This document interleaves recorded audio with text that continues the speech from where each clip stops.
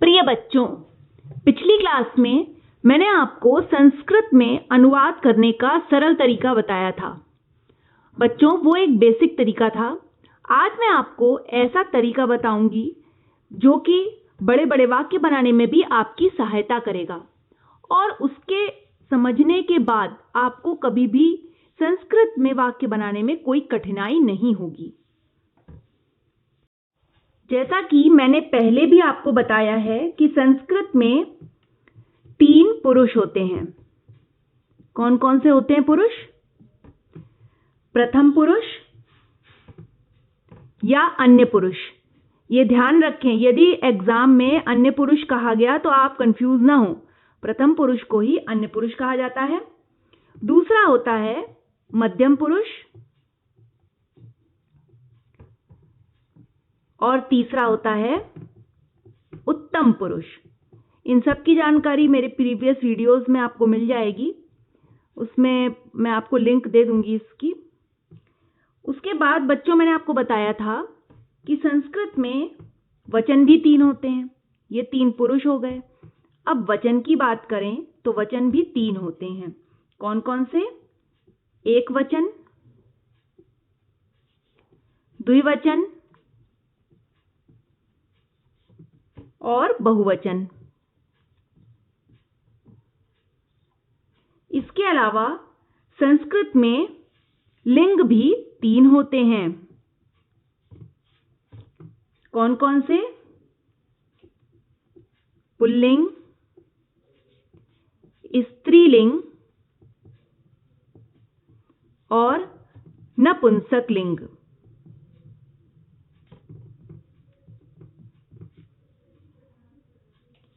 तो बच्चों, अनुवाद करते समय हमें सबसे पहले वाक्य का कर्ता पहचानना होता है। वाक्य में कर्ता क्या है, इसकी जानकारी सबसे पहले हमें होगी। क्रिया से कौन लगाकर यदि हम प्रश्न करें तो जो उत्तर मिलता है वही वाक्य का कर्ता होता है। जैसे एक उदाहरण मैं लिखती हूं आपको।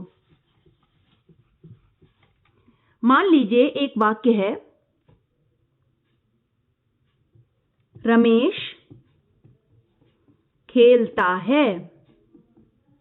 अब इस वाक्य का यदि हम प्रश्न बनाते हैं या प्रश्न पूछते हैं, ठीक है, यदि यह कहा जाए कि कौन खेलता है, कौन खेलता है, तो इसका उत्तर क्या निकलेगा? कौन का उत्तर निकलेगा? रमेश। तो इस वाक्य में कर्ता कौन हुआ? रमेश। अतः इस वाक्य का कर्ता रमेश हुआ।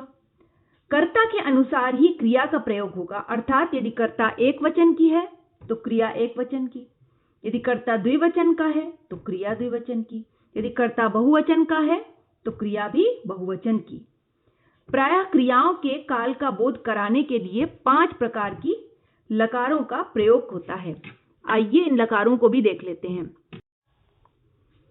तो बच्चों, प्रायः क्रियाओं के काल का बोध कराने के लिए 5 प्रकार की लकारों का प्रयोग किया जाता है।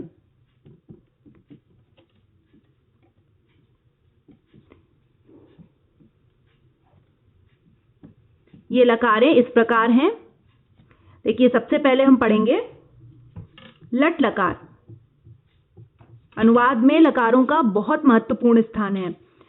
यदि आपको इसकी जानकारी नहीं है तो निश्चित रूप से आपको अनुवाद करने में कठिनाई होगी। तो बहुत ध्यान से पढ़िएगा। लट लकार, सबसे पहले लट लकार क्या है? लट लकार वर्तमान काल को बताती है। तो वर्तमान काल की क्रिया के लिए लट लकार का प्रयोग होता है। अब इसका उदाहरण देख लेते हैं। सह पठति, वह पढ़ता है, वह पढ़ता है। ये हो गया लट लकार। दूसरी है लंग लकार। लंग लकार भूतकाल की क्रिया के लिए प्रयोग होता है। इसका उदाहरण है सह अपठत, अर्थात वह पढ़ा। तीसरी है लृट लकार। ये प्रयोग होती है भविष्यत काल के लिए। इसका उदाहरण है सः पठिष्यति। क्या होगा इसका उत्तर? वह पढ़ेगा। चौथी है लोट लकार। लोट लकार की क्रिया का प्रयोग कहां होगा?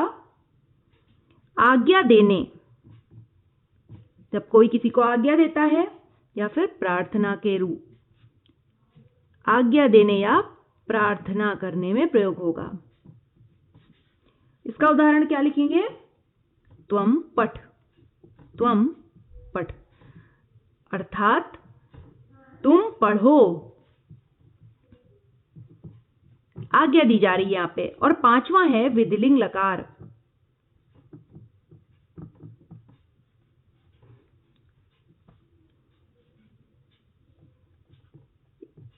विधिलिंग लकार का प्रयोग कहां होता है? चाहिए या उपदेश के लिए। जैसे चाहिए अर्थ में, जहां पर चाहिए का वाक्य में प्रयोग हुआ हो वहां पर, या उपदेश के लिए। इसका उदाहरण देख लेते हैं। क्या होगा? सः पठेत अर्थात उसे पढ़ना चाहिए, उसे पढ़ना चाहिए। एक तरीके से उपदेशात्मक वाक्य भी हो गया। तो बच्चों, ये हमने देखा कि 5 प्रकार की लकारें किस प्रकार प्रयोग की जाती हैं और उनका किन किन अर्थों में प्रयोग होता है और उसके उदाहरण क्या हैं। अब आगे देखेंगे कि कर्ता और क्रिया के पुरुष के वचन में समानता होनी चाहिए। ठीक है, कर्ता और क्रिया के पुरुष के वचन में समानता होनी चाहिए। अर्थात जिस पुरुष और जिस वचन में कर्ता होगा, क्रिया भी उसी पुरुष और वचन में होगी। कर्ता के लिंग का क्रिया पर कोई भी प्रभाव नहीं पड़ता। अब देखेंगे, जैसे युष्मद, इसका अर्थ है त्वम। इसके रूप त्वम की तरह बनते हैं। इसका अर्थ क्या है? तुम आदि। ठीक है, ये किसके लिए प्रयोग होती है? मध्यम पुरुष के लिए।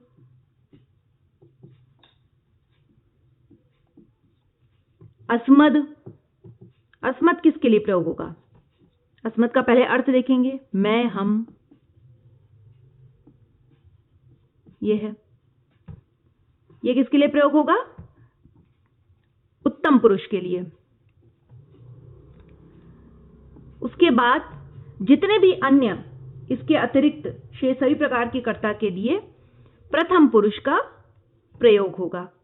प्रथम पुरुष, या उसको क्या कहेंगे? अन्य पुरुष।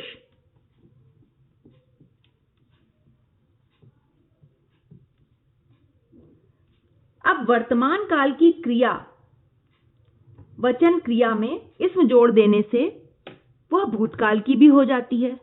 आइए मैं आपको उदाहरण के द्वारा बताऊंगी। मान लीजिए, जैसे वर्तमान काल में मैंने वाक्य बनाया कि सः पठति। ये हो गया अपना वर्तमान काल का वाक्य। कभी कभी एग्जाम में ऐसा भी आ जाता है, वर्तमान काल का ये वाक्य हो गया। आप उसमें कंफ्यूज ना हो। शब्द है अपना इसम, इसमें जोड़ने से भूतकाल में परिवर्तित हो जाएगा वाक्य। कैसे? सः पठति इसम। अब इसका अर्थ हो गया कि वह पढ़ता था या वह पढ़ा। तो ये कौन सा हो गया? ये क्रिया हो गई भूतकाल में। तो इस प्रकार भी कभी कभी आ जाता है एग्जाम में, इसका आप ध्यान रखिएगा। अब संस्कृत में अनुवाद करते समय विभक्ति कारक तथा उनके चिन्हों की जानकारी भी आवश्यक है। ये मैंने आपको पिछली कक्षा में बताया था, पूरा उसका डिटेल वीडियो है कारक चिन्हों के ऊपर। फिर भी आज मैं आपको यहां पर एक बार रिवाइंड करा देती हूं। तो विभक्ति कारक चिन्ह और उनके संकेत, तो इधर लिखेंगे हम सबसे पहले विभक्तियां,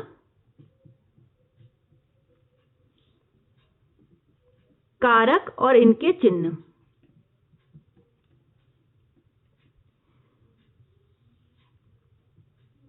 प्रथमा विभक्ति, द्वितीया,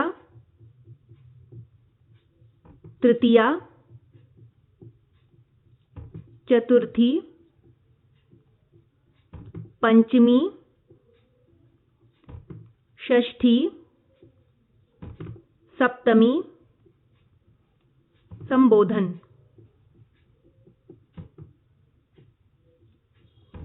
कारक इसके कौन से हैं? प्रथमा कर्ता, द्वितीया का कर्म, तृतीया का करण, चतुर्थी का संप्रदान, पंचमी का अपादान, षष्ठी संबंध, सप्तमी अधिकरण, संबोधन का कारक चिन्ह होगा हे भो, इसका कारक चिन्ह होगा। तो पहले प्रथमा का कारक चिन्ह क्या है? कर्ता ने कर्म को करण से संप्रदान के लिए, अपादान से अलग होना,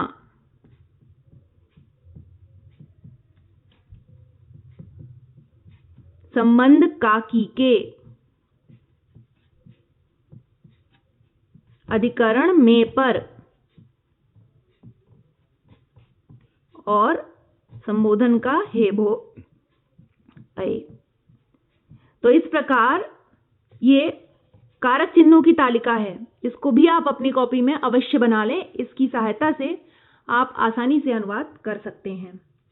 तो इस तालिका के माध्यम से वचन, पुरुष तथा क्रिया को अनुवाद करते समय प्रयोग विधि मैंने आपको समझाई है। इस तालिका को ध्यान में हमेशा रखें। अब पुरुष एक वचन, द्विवचन, बहुवचन 3 वचनों में होते हैं, ठीक है। तो सबसे पहले हम पढ़ेंगे कि प्रथम पुरुष के कर्ता के साथ अनुवाद करके हम देखेंगे। जैसे मान लीजिए अब आपको बच्चों मैं पुरुष और वचन के अनुसार अनुवाद बनाना बताऊंगी। तो सबसे पहले लेते हैं प्रथम पुरुष एक वचन को। तो प्रथम पुरुष एक वचन में सबसे पहले उदाहरण देखते हैं। बालकः पठति, एक बालक पढ़ता है। द्विवचन में लेते हैं, इसका वाक्य देखते हैं। बालकौ पठतः। और बहुवचन में क्या बनेगा?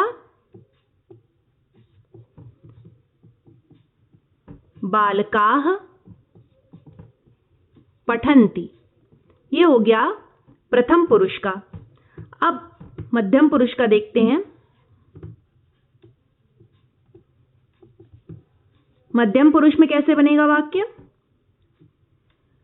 एक वचन में बनेगा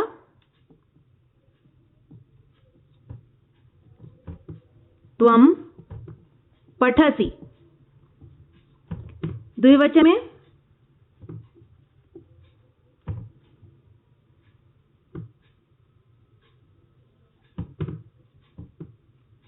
युवां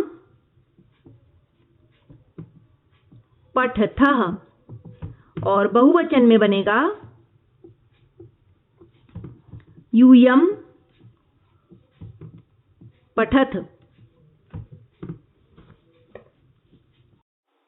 इसी प्रकार उत्तम पुरुष में बनेगा। एक वचन का पहले देखते हैं। अहम पठामि। द्विवचन में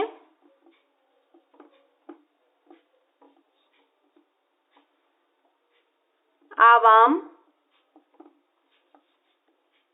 पठावः। और बहुवचन में बनेगा वयं पठामः। इस प्रकार तीनों पुरुषों और तीनों वचनों में हमने अनुवाद करना सीखा। तो बच्चों, ये अनुवाद के बेसिक नियम हैं। यदि इन नियमों के अनुसार आप अनुवाद बनाएंगे तो आपको बड़े से बड़े वाक्य बनाने में कभी कोई कठिनाई नहीं होगी।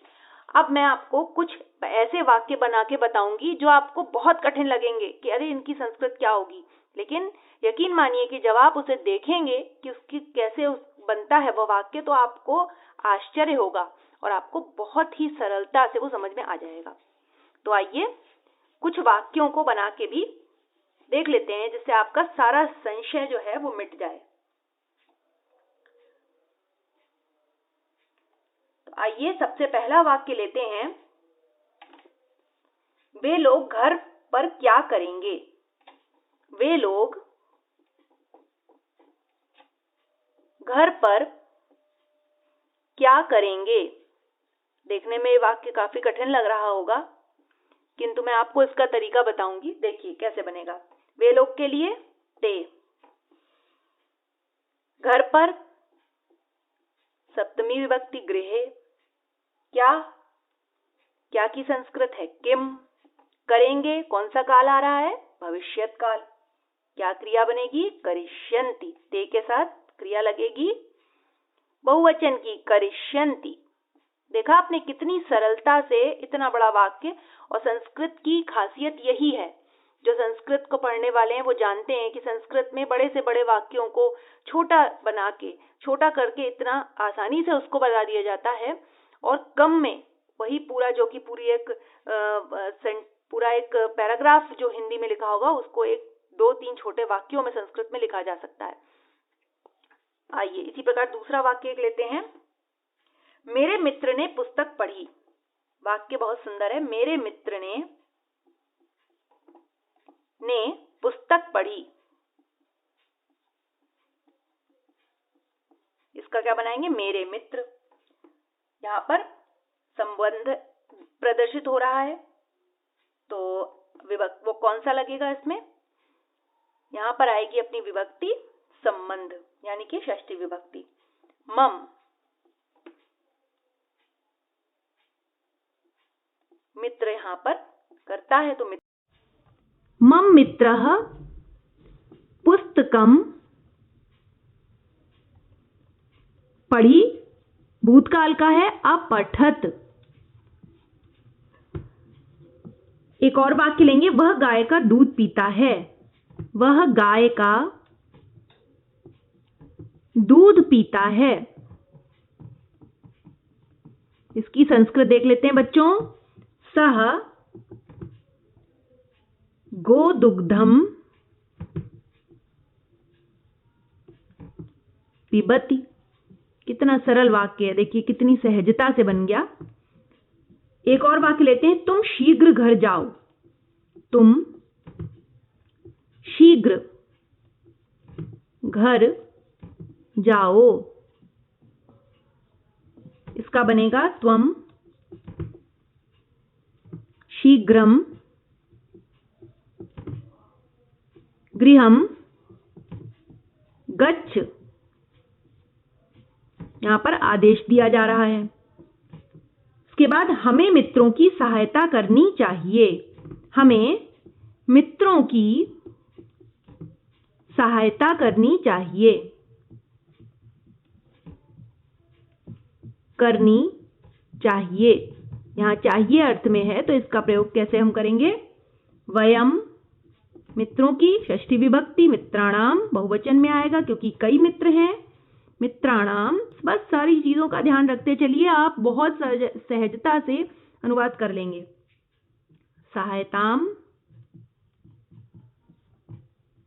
कुर्याम, ये विधिलिंग लकार में बन गया। इस प्रकार बच्चों आप अन्य वाक्य भी बना सकते हैं, और अगर किसी की कोई भी प्रश्न होता है, किसी की कोई भी क्यूरियोसिटी होती है, तो वो मुझसे मैसेज करके पूछ सकता है, मैं आपको उसका जवाब भी दूंगी। यदि आपको कोई वाक्य कठिन लगता है आप उससे पूछिए, मैं आपको बताऊंगी। और कारक, विभक्ति, वचन सभी के वीडियो मैंने बना रखे हैं, आप उन सब से अध्ययन कर सकते हैं।